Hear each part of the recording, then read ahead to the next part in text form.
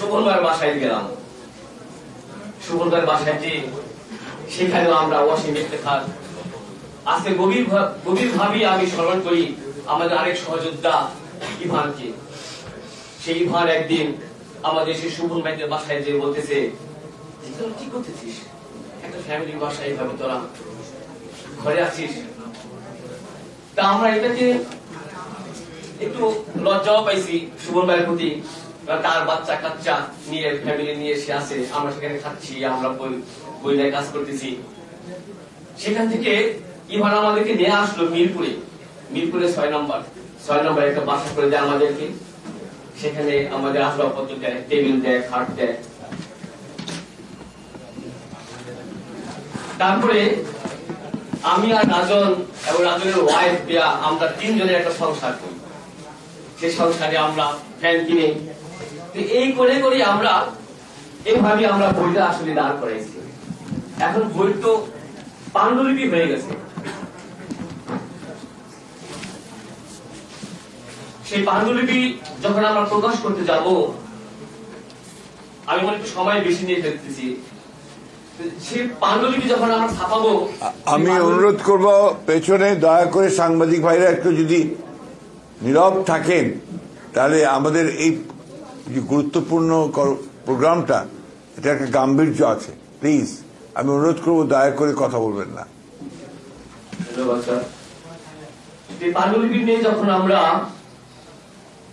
এখন প্রস্তুত, আমাদের বই ছাপানোর টাকা নাই, তখন রাজন মালয়েশিয়া প্রবাসী বাদল ভাইয়ের কাছ থেকে একটা টাকা সংগ্রহ করেছে, আর একটা টাকা দিয়েছে আমাদেরই সহযোদ্ধা ওয়াসিম ইফতেখার। আরেকটা টাকা না বললেই নয়, এখন দোহার জাতীয়তাবাদী অনলাইন গ্রুপ নামে আমি একটি গ্রুপ করেছিলাম, যে গ্রুপের মাধ্যমে থেকে আমরা একটা টাকা সংগ্রহ করেছিলাম। তাদেরকেও আমি আজকে স্মরণ করে দিতে চাই। সেখানে আমাদের আনোয়ার টিপু, মরু সহ, সালমা এবং সীমা সহ আমাদের অনেকেই আমাদের টাকা দিয়ে সেই আমাদেরকে ফান্ড জুগিয়েছিল। আমি যে এই যে আজকে এখন এই বইটা নিয়ে এখন আমরা যখন আমাদের টাকা প্রস্তুত, আমরা এখন ঢাকার প্রেসে ঘুরতেছি, আমাদের কোন প্রেস আমাদেরকে এই বইটা ছাপাবে না। আমি আমার এক বন্ধুর কাছে গেলাম, সে আমাদের এক বন্ধু বললো যে বইটা ছাপাতে হয় একটা শর্তে, তোমাদের বইয়ের ভিতরে যে ছবি আছে সেই ছবিগুলা তোমরা বাদ দিয়ে দাও। তারপর না, বই ছবি কেন বাদ দেবো, বইয়ের একটা শব্দ একটা ছবি আমরা বাদ দেবো না।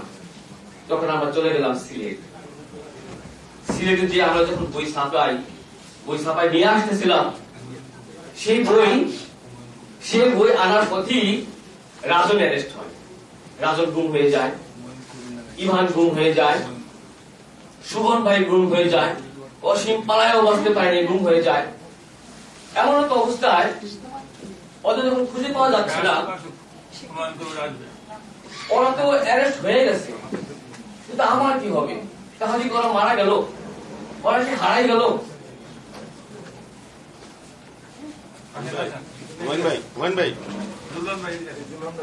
আপনি বলে চলে একটু বসা যায়।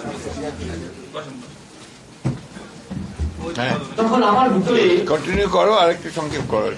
আমার ভিতরে এক আতঙ্ক সৃষ্টি হলো। তখন আমি কয়েকবার নিজেকে আত্মসংবরণ করার জন্য আমি চেষ্টা করলাম।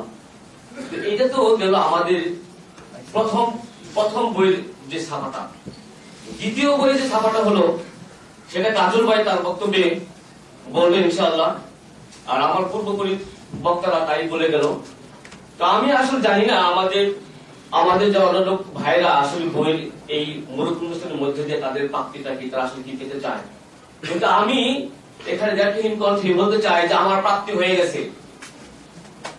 আমি আজকে যে এই মসজিদ সহ আপনাদের সামনে যে আমি এখানে বক্তব্য দিতে পারছি আপনাদের সামনে, আমি মুগ্ধ। আজকে এই শুভ বই মূরত অনুষ্ঠানে আমি মুগ্ধ। ধন্যবাদ সবাইকে। আসসালামু আলাইকুম। ধন্যবাদ শিপন।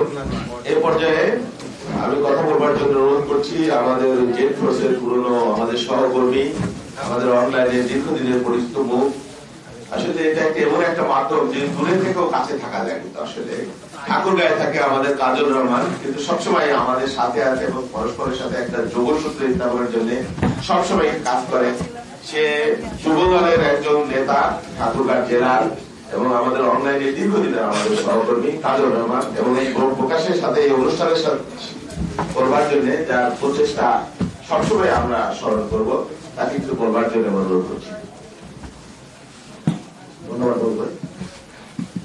আজকে এই রাজমন্দির জবানবন্দি বই মোচন অনুষ্ঠানের সম্মানিত প্রধানমন্ত্রী, মাননীয় মহাসচিব, আজকের অনুষ্ঠানের সংসদ সভাপতি সহ আজকে যারা উপস্থিত আছেন সবাইকে শুভেচ্ছা জানিয়ে আমি অল্প কিছু কথা বলবো। প্রথমে একটু পরিবেশটা হালকা করার জন্য বলতেছি, গুরুগম্ভীর অনুষ্ঠান। এই যে সুমন বক্তব্য দিল, কালকে একসাথে আমার সাথে ছিল, সারা দিতে হাঁটাহাঁটি করছে, বক্তব্য করতেছে, মানে বলে অভ্যস্ত না, আমরা লিখে অভ্যস্ত। এগুলো বলতেছি আমরা বলে অভ্যস্ত না, আমরা লিখে অভ্যস্ত। আমি শুধু একটুই বলবো যে এই যে ছেলেগুলো আছে যেগুলো কম হয়েছিল, তাদের গল্পগুলো তাদের যারা কম করছিল, মসজিদ ফার্মির কথা আপনারা জানেন, তারা অ্যারেস্ট হয়েছে, সে অ্যারেস্ট হয়েছে, কেন ছিল সে। এই ছেলেগুলো এখন পর্যন্ত কোনো ব্যারিস্টার পায়নি, এই ছেলেগুলো এখন কোনো উকিল নেই, তারা মামলা করতে চায়। তাদেরকে যারা অন্যায়ভাবে হাসিনা খুনি জানতা সরকারকে যারা সহযোগিতা করে, তাদেরকে যারা গোল করেছিল, তাদেরকে তারা চিহ্নিত করতে পেরেছে, তাদের কাছে যথেষ্ট প্রমাণ আছে। তারা এখন পর্যন্ত একজন ব্যারিস্টার পায়নি, একজন উকিল পায়নি, তাদের কাছে সহযোগিতা পায়নি। আমরা আরো কিছু করবো, আমরা বলে নিয়ে আসবো। এই জন্য আমরা এই প্রোগ্রামটা আমরা করতে গিয়ে সেপ্টেম্বর বলে আমাদের প্রকাশ হয়েছে। আমাদের খুব ইচ্ছা ছিল আমাদের এই করা। আমরা চেয়েছিলাম আমাদের ভারপ্রাপ্ত চেয়ারম্যান আমাদের অনুষ্ঠানে থাকলে আমাদের কষ্টগুলো কথাগুলো শুনতে পারতেন, আমাদের প্রোগ্রামগুলো জানতে পারতেন, যারা বুঝে যাবে। আমি জানি কথা বলছি বললাম, কথা বলার অভ্যাস নেই, তাই আমি বেশি কিছু বলবো না। সবাইকে ধন্যবাদ। দল আমাদের প্রতি খেয়াল রাখে, আমরা কাজ করতে চাই। অনেক কথা যেখানে আমরা এই দলে উপস্থিত আছি, এর বাইরেও আমাদের শত শত কর্মী আছে যারা পিওর জাতীয়তাবাদী, জামাতীয়তাবাদী একটা দল আছে যারা জামাতীয়তাবাদী, বিএনপি বিতর্ক, তারা এখন চেহারা প্রকাশ করতে, কিন্তু আমাদের পিওর জাতীয় ছেকছি বা সবসময় ছেকতেছি। আমরা জালে ছেকতে রেডি করতে করতে কয়েকশো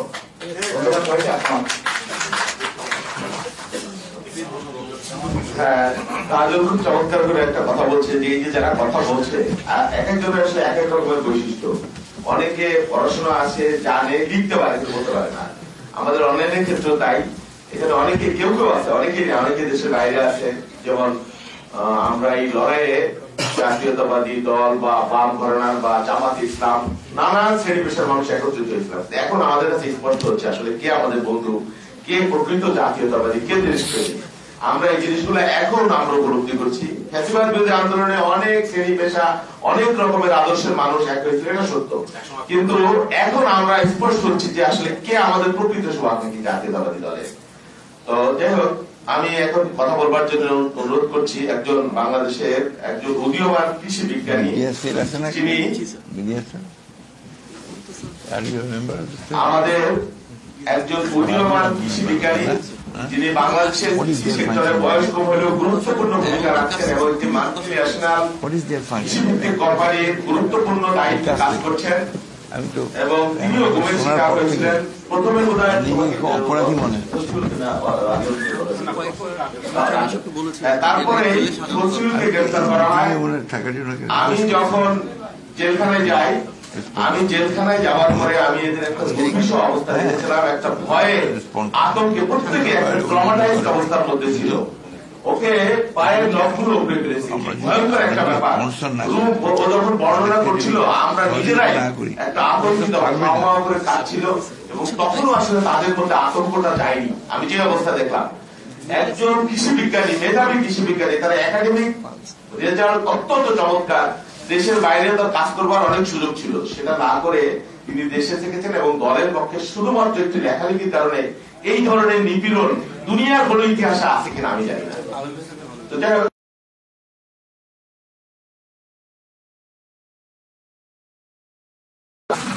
খুব ভালো হতো।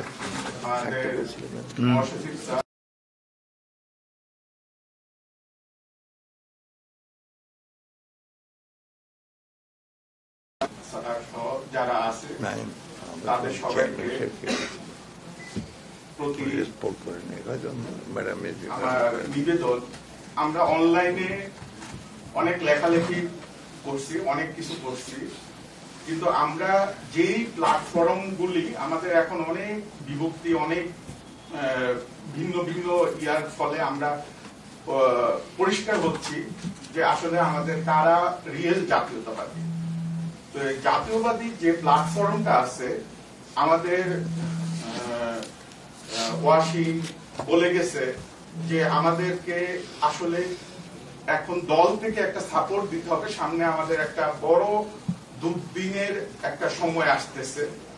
সেই সময়টা হলো আমাদের সামনে নির্বাচন। আমাদের আমরা বাংলাদেশ জাতীয়বাদী দল কখনোই আমরা জনসমর্থনের বাইরে কখনোই আমরা যাব না। আমাদের জনসমর্থনকে অটুট রাখতে আমাদের বিরুদ্ধে যে পরিমাণ প্রোপাগান্ডা চলতেছে, এগুলির আমাদের দলের থেকে একটা স্পন্সর হওয়া দরকার আমি মনে করতেছি। আর আমি এখানে একটা কথা বলতে চাই, সেটা হলো আমি সর্বপ্রথম আমাদের মধ্যে গুম হয়েছে রাজন, তারপরে ইবান, তারপরে ওয়াসিম এবং সুমন ভাই। এরপরে আমি গুম হই। আমি আসলে বই প্রকাশনার সাথে জড়িত ছিলাম না, তখন আমি অসুস্থ ছিলাম। ওই অসুস্থ অবস্থায় আমি ইন্ডিয়া থেকে চিকিৎসার দিন আসছি 10ই অক্টোবর, আমাকে 11ই অক্টোবর গুম করে আমি আমার পায়ের নখ উঠে ফেলানো হয়েছে। আমার মানে যে পরিমাণ অত্যাচার হয়েছে এগুলি বিবরণে এখন আমি যাব না, কিন্তু আমি এখনো যে চিকিৎসাধীন। আমি এই বইয়ের সাথে জড়িত না ছিলাম না, বই প্রকাশনের সাথে, কিন্তু ওই সময় আমাকে এই বই প্রকাশনের সাথে আমি জড়িত, এটা আমাকে থেকে তারা বের করতে চাইছে এবং আমাকে এর জন্য প্রচুর অত্যাচার করে। কিন্তু আমি যখন জেলে যাই তখন সত্যি কথা আমরা খুব ট্রমাটাইজ ছিলাম। আমার মনে হয়েছে আমি বাবুল ভাইকে যখন পাই মনে হলো যে আপন কেউ পাইছি। এবং আমার মাকে সম্মানিত সচিব স্যার ফোন করছিল, আমি পরে